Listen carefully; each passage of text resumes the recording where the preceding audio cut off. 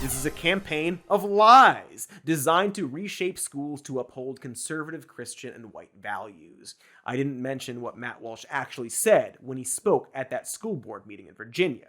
Well, here's what was so important that he leased a house to say it. It's a minute long, and I'll show you the whole thing because, quite frankly, Matt Walsh is so incredibly innocuous that nothing he ever says should be considered dangerous.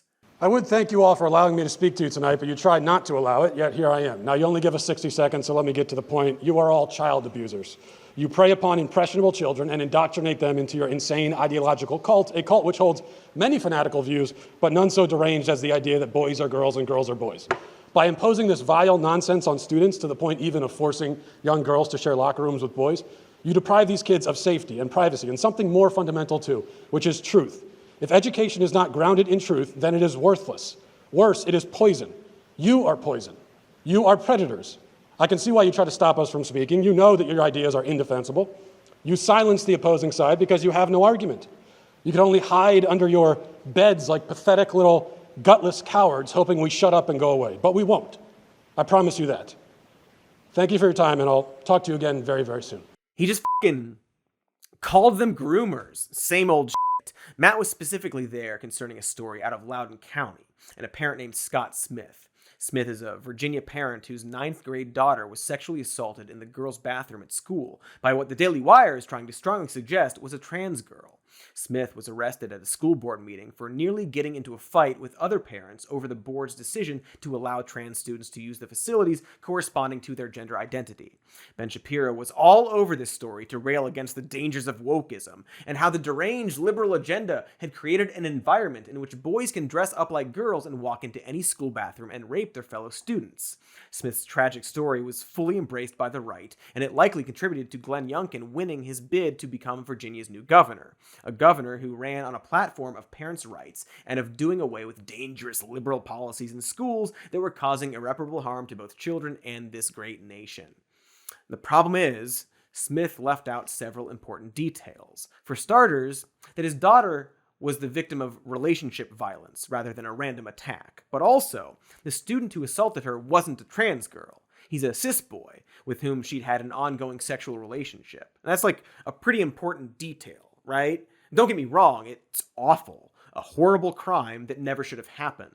The school absolutely failed to protect her, and Smith has every right to be furious with the school board. But what it isn't is an example of a trans student taking advantage of school policy to assault someone. The school's trans-inclusive bathroom policies weren't even enacted until months after the assault. So while it's true that the boy was wearing a skirt when he entered the bathroom, it was likely as a quick disguise to thwart any nearby faculty and not because he was posing as a trans girl to ambush his victim. But people like Ben Shapiro and Matt Walsh and the dozens of hooting hinge-jawed pundits and politicians who jumped on Smith's story as an example of the evils they've been trying to fight all along, well, they don't care about Smith's daughter at all. It was never about her safety or her well-being. Otherwise, they might have bothered to actually tell her story, instead of the version of her story that better suited their agenda. They care so little about the actual problems that kids face in school that states like Oklahoma and New Mexico began using police officers and the National Guard as substitute teachers to combat COVID-related staffing shortages. Remember how I started this episode with a fun joke about how schools are kind of like prisons? That was a simpler time when my belly was still full of morning shrimp. It's similar to the pro-life movement, which claims to have an enormous amount of concern for our children until the moment they are born and have to go to school and get shot or arrested. The children are an abstract concept to these people, a rhetorical device that ceases to exist the second they pass laws punishing whichever minority group they're pissed off about this election cycle. These people go above and beyond when it comes to punishing kids, real go-getters about it, finding new and inventive ways to make school a bleak and terrifying experience. But they won't show up screaming at the top of their lungs about their kids being required to memorize mass shooter safety drills because the same lawmakers they unequivocally worship refuse to make it even slightly more difficult for dozens of children to be shot to death literally anywhere at any time. The point is so far removed from any genuine concern for the well-being of children that a far-right organization called Liberty Alliance, whose mission statement is to fight the woke agenda permeating all across Missouri, published a map of so-called woke hotspots, places with an abundance of dangerous liberal ideology. And yeah, we're not showing it because the map Liberty Alliance posted was a map of fucking schools. Every single woke hotspot was a school. They published a map of schools and called them dangerous hotspots of anti-American activity. When so many spree shooters often cite white supremacist or anti-woke talking points, what, if not violence, is the end goal of doing that? What is there to say about that except holy shit? They don't actually care about the kids. They don't. And you know how I know that? Besides the fucking woke hotspots map? Because the very same people calling teachers poisonous child abusers and groomers are using that same breath to call for teachers and faculty to be armed to thwart potential mass shooters. In other words, giving those same deviant, child-abusing monsters guns to carry in the classroom. If those teachers are so dangerous that we need to keep passing wildly restrictive laws on what they can and cannot say to our children, why on earth would we also require those same teachers to carry guns? Unless, of course, you don't actually believe the teachers are dangerous, or you don't actually care about the children. In this case, it's probably both. The version of children that these ghouls have in their minds says a lot. In their minds, children are completely incurious, have zero emotional intelligence, and are totally incapable of interpreting the world around them. Goldfish, in other words. These people think children are goldfish. They're so helpless that they have to be protected from ideas, from knowledge. If you take these people completely at their word, and not as the bad faith actors many, if not all of them actually are, kids need to be protected from the truth about America because, there's not actually a good reason. The best any of these parents' groups can muster is that learning about slavery might make kids feel sad. If we teach the real history of America's violent, genocidal treatment of indigenous people, it might make white kids feel guilty. And while kids shouldn't feel guilty about the actions of generations past, is this a bad thing to work through? Kids need to be protected from those feelings? Why? Experiencing a feeling and processing it, ideally with the help of adults in their life, such as teachers and parents, is how kids develop emotional intelligence. It's one of the actual points of an education, the very reason we send children to school. The whole point is to learn about the world and develop as a socially conscious person. But in order for those wholly unjustified and unjustifiable arguments to land, these groups have to pretend that children are bland gray blobs with zero vitality, personality, or curiosity. Shrimps, if you will. So what do?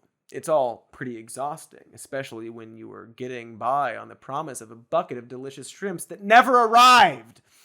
I'm not even exaggerating. They bring them to you in a bucket, like an actual metal bucket. One you might find on a dairy farm or a bucket farm. I don't know what they do on farms. The point is Red Lobster goes all out for shrimp days, and that means truckloads of gleaming metal shrimp buckets. Luckily, young people are a lot more intelligent than conservatives insist they are, and many of them are loudly rejecting this shit. Like Xander Moritz, the senior class president at Pineview School in Osprey, Florida, who was told he couldn't speak about his experiences as an openly gay student during his commencement speech, or else his microphone would be cut. I used to hate my girls.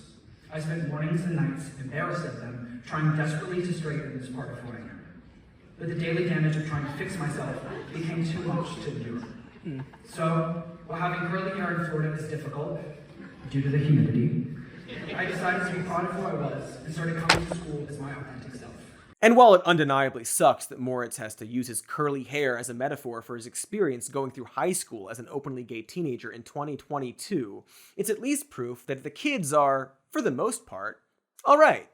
No matter what the offspring says, kids are smart, infinitely smarter than these conservative paste eaters would have you believe. And they can tell this is bullshit, and many of them are fighting against it as we speak. Have you ever tried to stop a kid from doing something?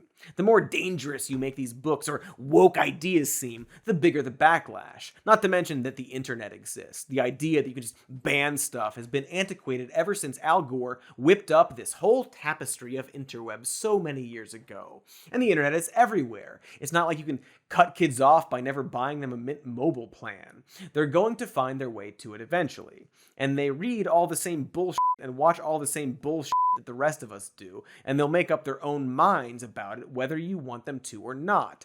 That's why we do our best to guide them and teach them by instilling curiosity and empathy at a young age and nurturing it throughout their developing lives. You know, like school's supposed to do. The goal should never be to deprive kids of experiencing reality, least of all to protect their feelings. Growing up in isolation with a fabricated version of reality doesn't do a kid any favors once it's time to start interacting with the rest of the world. That's what happened to the whacked up dinosaur in Jurassic World, and look how that turned out. For it and for us. That movie it's not good. Hey, thanks for watching that clip. Here's the evergreen end plate to ask you to like and subscribe. It's any day of the year where you are.